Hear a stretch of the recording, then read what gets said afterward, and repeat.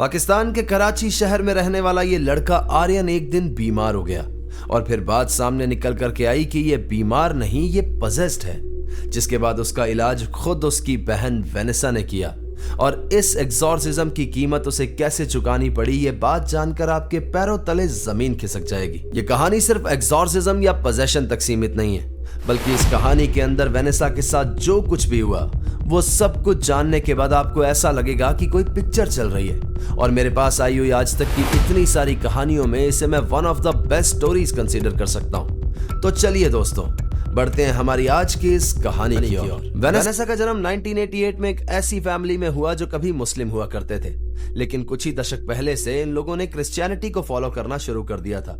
Basically Vanessa के दादा ने पाकिस्तान के आजाद होने के बाद क्रिश्चियन धर्म को कबूल कर लिया था, इसीलिए इन लोगों की आधी फैमिली आज भी मुस्लिम है। लेकिन वेनेसा वो बाय बर्थ क्रिश्चियन थी और एक स्पेशल चाइल्ड भी थी।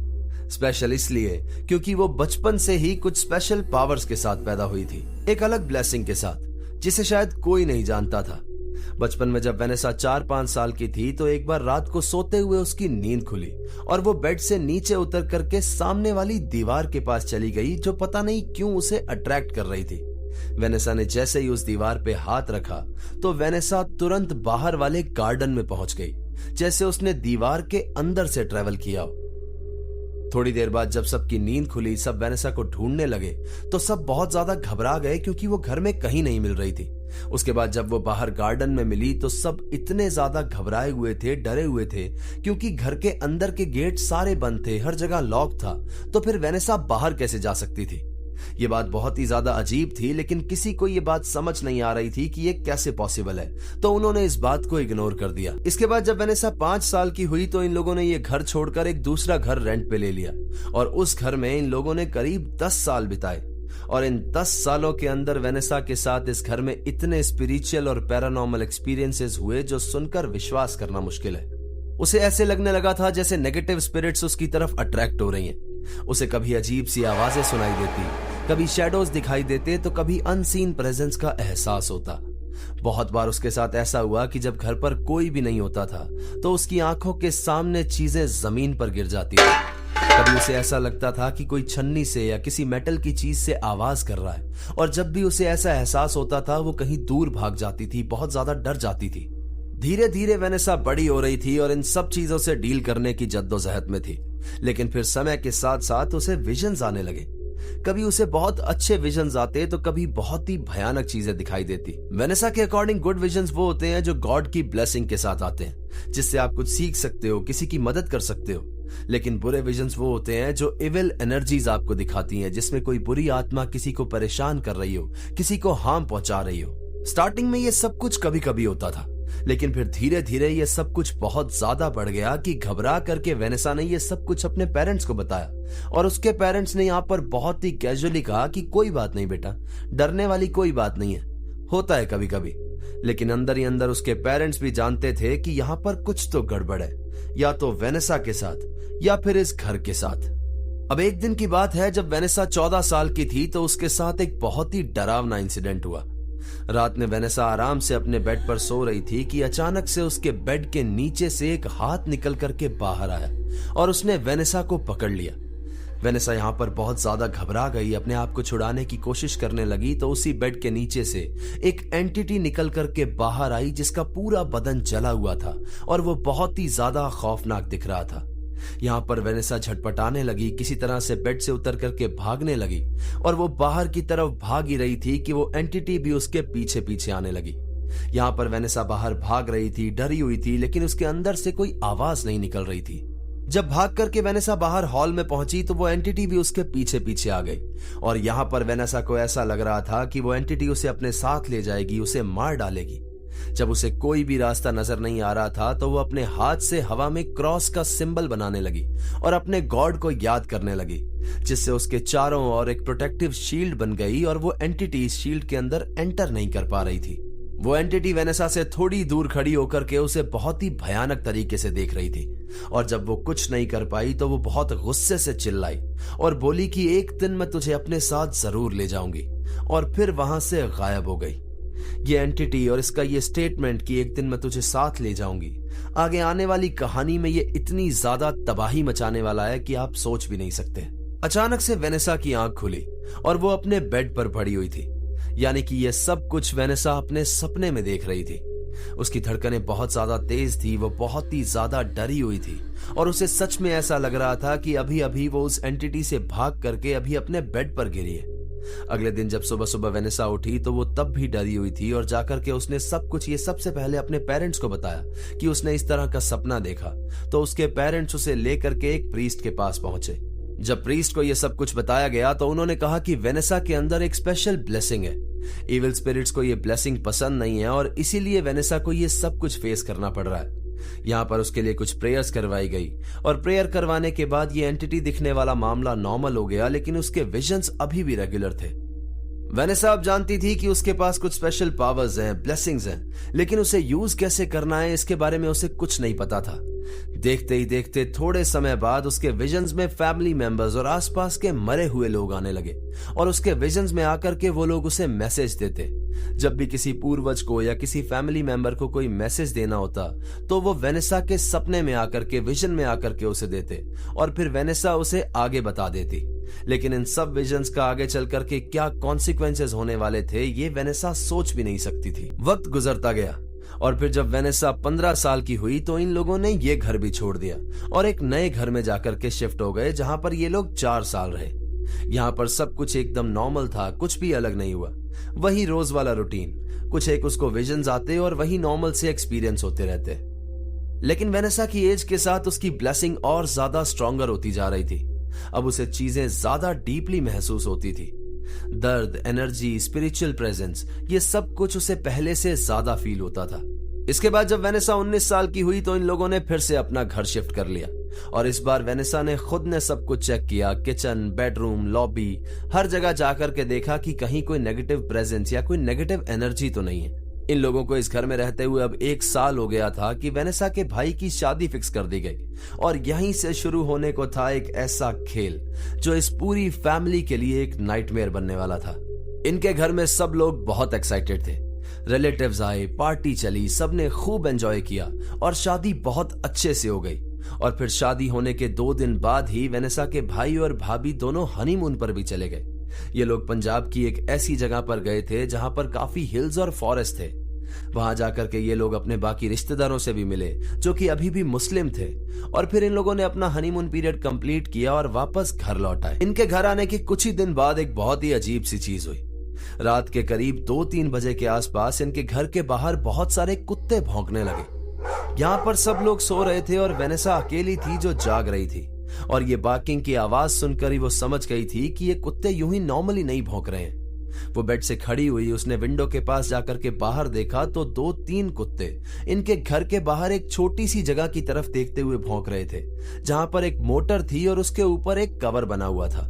वेनेसा को समझ में आ रहा था कि उस केज के नीचे कोई चीज है, लेकिन उसे वो साफ साफ दिखाई नहीं दे रही थी क्योंकि उसके ऊपर एक कवर भी था।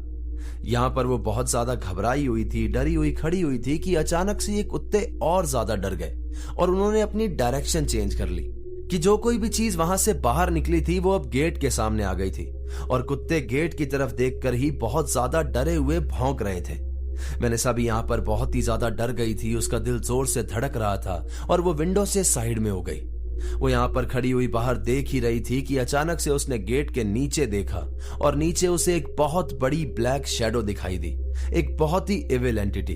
वेनेसा यहाँ पर बहुत जोर जोर से रोने लगी थी। उसने चिल्ला चिल्ला कर अपने मम्मी पापा को बुलाया, अपने भैया भाभी को बुलाया और सबके उठने के बाद वेनेसा ने सबको ये बात बताई कि उसने क्या देखा। वेनेसा के साथ ऑलरेडी ऐसा हो चुका था तो उसकी बात पर तुरंत सबने बिलीव कर लिया और उन्होंने तभी प्रीस्ट को फोन किया और वेनेसा के लिए प्रेयर्स पढ़वाई गई। इस प्रेयर्स पढ़ने के बाद वेनेसा को थोड़ी सी शांति मिली और किसी तरह से ये रात गुजर गई। अगले दिन सुबह सुबह सब कुछ एकदम नॉर्मल था। वेनेसा भी ज्यादा डरी हुई नहीं थी क्योंकि प्रेयर करने के बाद वेनेसा को काफी ज्यादा सुकून फील हो रहा था और सब बहुत खुश थे। लेकिन कोई नहीं जानता था कि इस नाइटमेयर की तो अभी सिर्फ एक शुरुआत हुई है। धीरे धीरे आर्यन की तबीयत खराब रहने लगी। उसे कभी कभी हल्का सा फीवर रहता था, वो अनईजी सा फील करता रहता था और एक अजीब सी फीलिंग उसके साथ रहती थी जो उसे खुद समझ नहीं आ रहा था कि क्या है। उसने इसी बीच में एक मेडिकल से दवाई ले ली थी या कभी कभी वो घर से दवाई ले लेता था, लेकिन उसने किसी को नहीं बताया था कि उसकी तबीयत खराब है या उसे अजीब फील हो रहा है। लेकिन फिर देखते ही देखते उसकी तबीयत इतनी ज्यादा खराब हो गई कि आर्यन बेड पर आ गया। उसकी हालत ऐसी हो गई थी कि वो अपने बेड से हिल भी नहीं पाता था, लेकिन दिन के एक स्पेसिफिक टाइम में उसे हल्का सा फीवर हो जाता था और फिर वो जोर जोर से चिल्लाने लगता था कि उसे बहुत ज्यादा दर्द हो रहा है। वो ऐसा कहता था कि मुझे ऐसा लग रहा है कि कोई मुझे बहुत बुरी तरह से निडल चुभा रहा है, कोई मुझे चाकू से स्टैब कर रहा है, मुझे बहुत ज्यादा दर्द हो रहा है।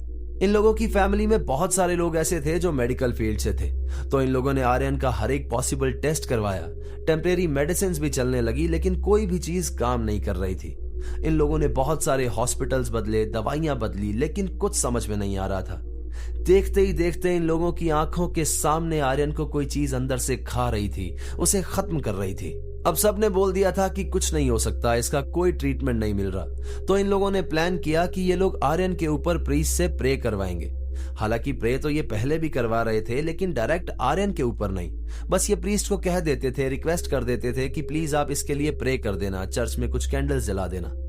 यहां पर अब इन्होंने डिसाइड किया था कि ये लोग फोन पर, क्योंकि आर्यन खुद तो जा नहीं सकता था, तो फोन पर प्रीस्ट से खुद आर्यन के लिए प्रे करवाएंगे, उसे कान पर प्रेयर सुनवाएंगे। इन लोगों ने जब प्रीस्ट को फोन लगाया, फोन आर्यन के कान पर रखा, तो आर्यन एकदम नॉर्मली सो रहा था। लेकिन फिर जैसे ही प्रीस्ट ने प्रेयर पढ़नी स्टार्ट की तो वो बहुत बुरी तरह से चिल्लाने लगा, बहुत ही ज्यादा अब्यूजिव लैंग्वेज यूज करने लगा जो वो कभी नहीं करता था।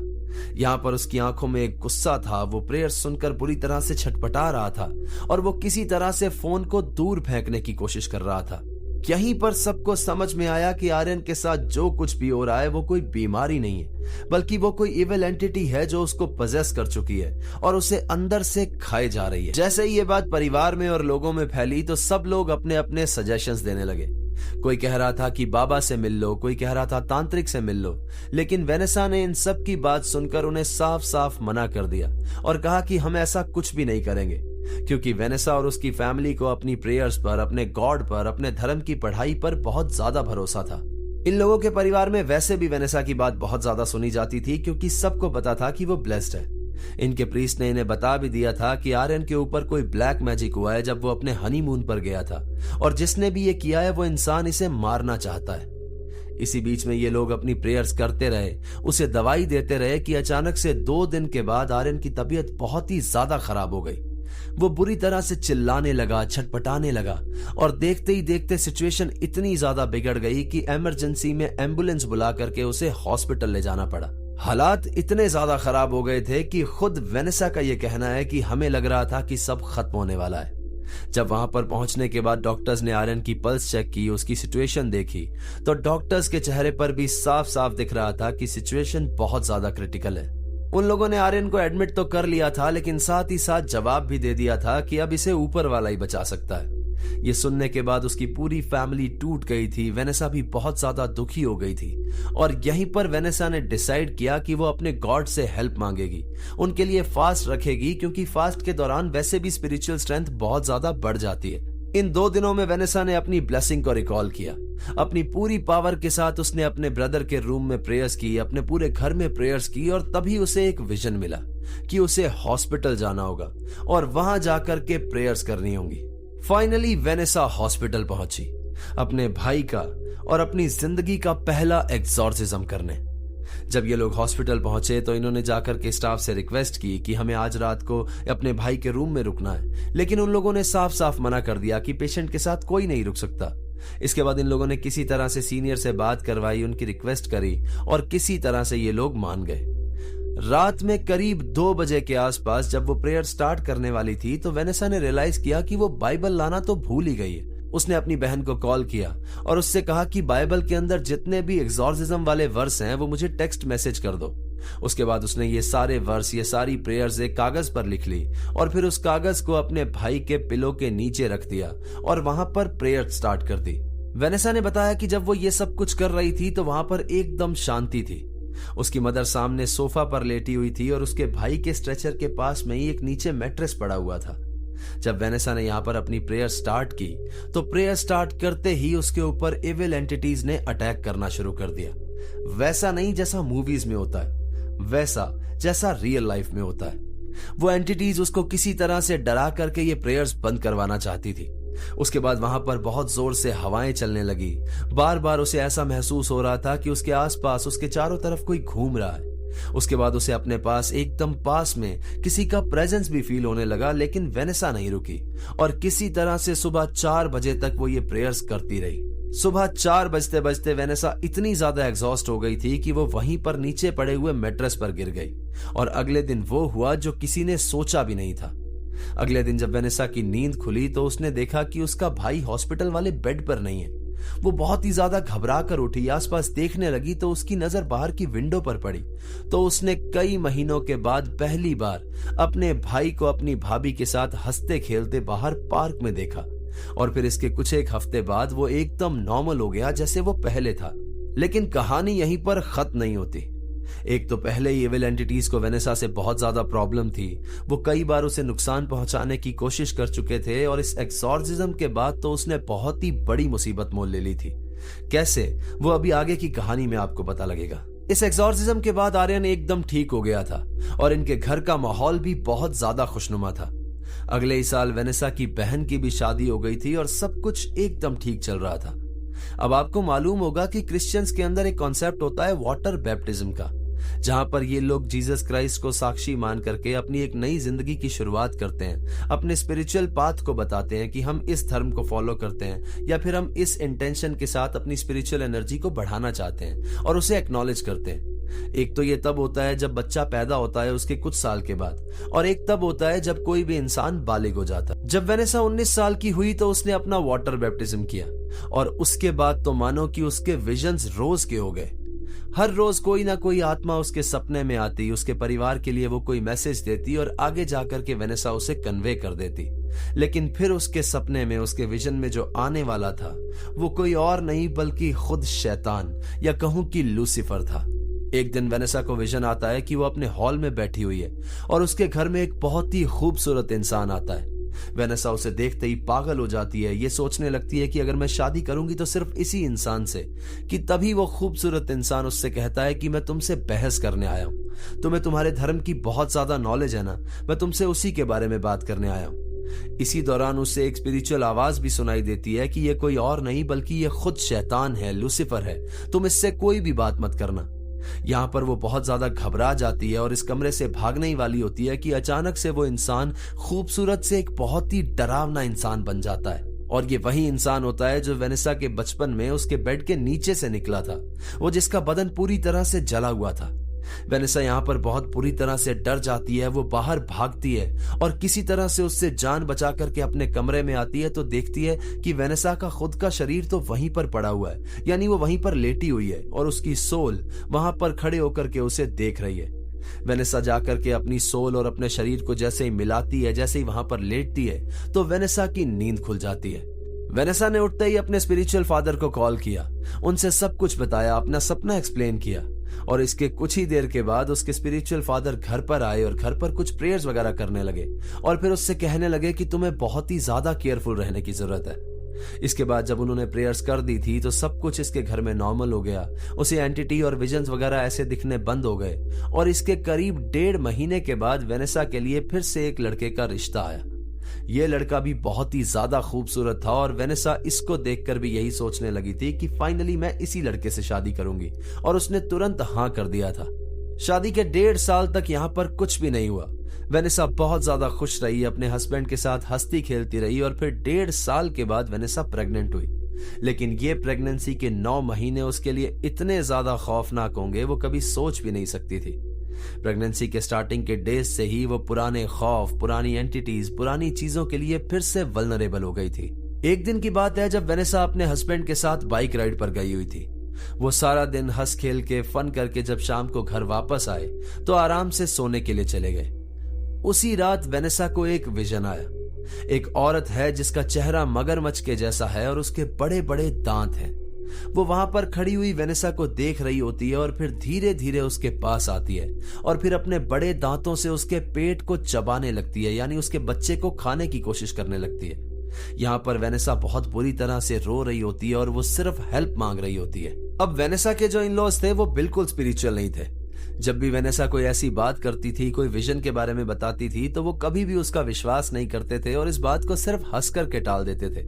पिछले 1.5 साल में उसका अपने स्पिरिचुअल फादर से भी रिश्ता बहुत ज्यादा कम हो गया था, क्योंकि वो अपने परिवार में, अपने नए माहौल में व्यस्त हो गई थी। ये तो सिर्फ पहला महीना था, लेकिन आगे चल करके वेनेसा को ऐसे विजन्स आने लगे जैसे पंजाब के किसी घर में बैठ करके कोई ब्लैक मैजिक कर रहा है और वो इसके पूरे परिवार को खत्म करना चाहता है। जब इसका भाई आर्यन बीमार हुआ था, तब भी प्रीस्ट ने यही बताया था कि ये जब पंजाब गया था तो वहां पर इसके ऊपर ब्लैक मैजिक हुआ था। जब वेनेसा ने अपने हस्बैंड से ये बात बताई तो उसने इस बात को बिल्कुल इग्नोर कर दिया। वेनेसा यहाँ पर अकेली परेशान होती रही, कभी कभी प्रेयर्स करती रही कि खुद को किसी तरह से स्पिरिचुअली स्ट्रांग कर ले। इस बात को कुछ दिन बीते ही थे कि अचानक से वेनेसा को एक विजन और आया। इस बार उसने देखा कि उसके कमरे में चारों तरफ बाल ही बाल लटके हैं और हर तरफ सिर्फ खून है। उसके सर के बाल भी यहाँ पर बहुत बुरी तरह से गिर रहे थे और वो पागलों की तरह रो रही थी।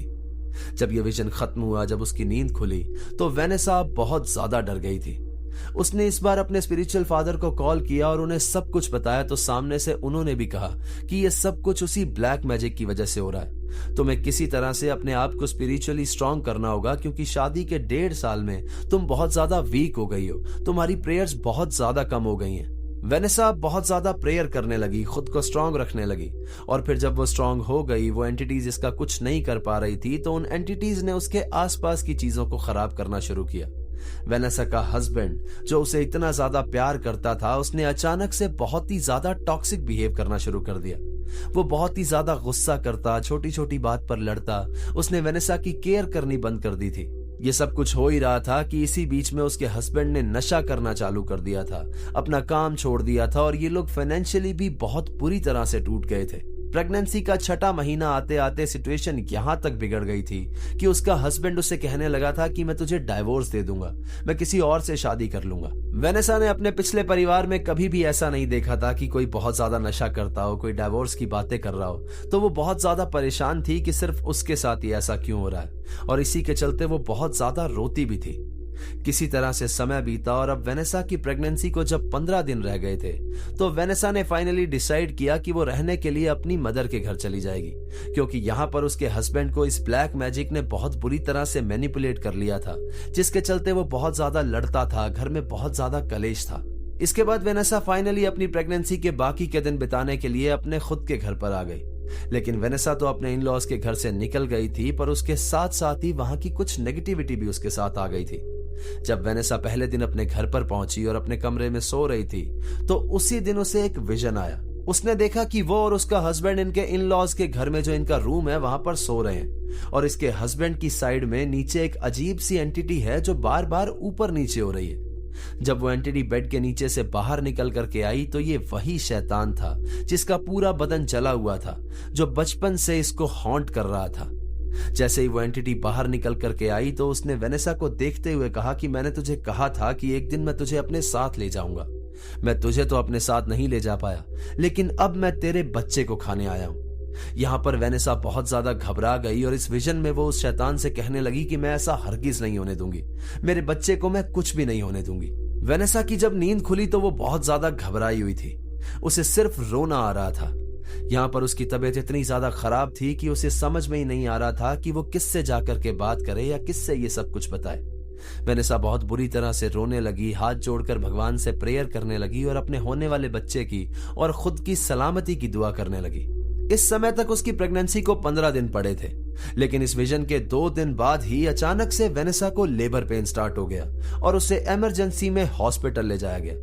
वैसे तो उसकी नॉर्मल डिलीवरी होनी थी, लेकिन कुछ एक कॉम्प्लिकेशंस वहां पर ऐसे आ गए कि उसका ऑपरेशन करना पड़ा, और फिर करीब 10 घंटे ये ऑपरेशन चला, और उसके बाद जाकर के वेनेसा को एक बेबी गर्ल हुई, जिसे देख करके वेनेसा अपने सारे डर, अपने सारे दर्द भूल गई थी। लग रहा था कि सब कुछ ठीक हो गया है, लेकिन ऐसा था नहीं। शाम होते होते डॉक्टर्स ने बताया कि उसकी बच्ची के हार्ट में कुछ प्रॉब्लम निकल आई है, और इसीलिए उसे बच्चों के अस्पताल ले जाया गया है।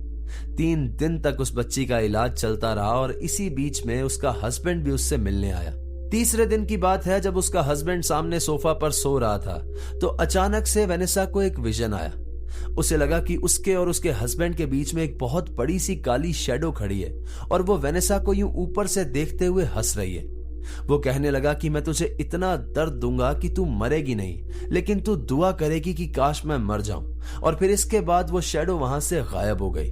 अचानक से यहाँ पर वेनेसा की नींद खुली। वो बहुत ज्यादा घबराई हुई थी और घबराए हुए मन से उसने अपने हस्बैंड से कहा कि प्लीज हॉस्पिटल में फोन करो, उनसे पूछो कि मेरी बच्ची कैसी है, क्योंकि मुझे अभी अभी ऐसा फील हुआ कि मेरे अंदर से कोई चीज निकल करके बाहर चली गई है, कुछ अजीब हो गया है।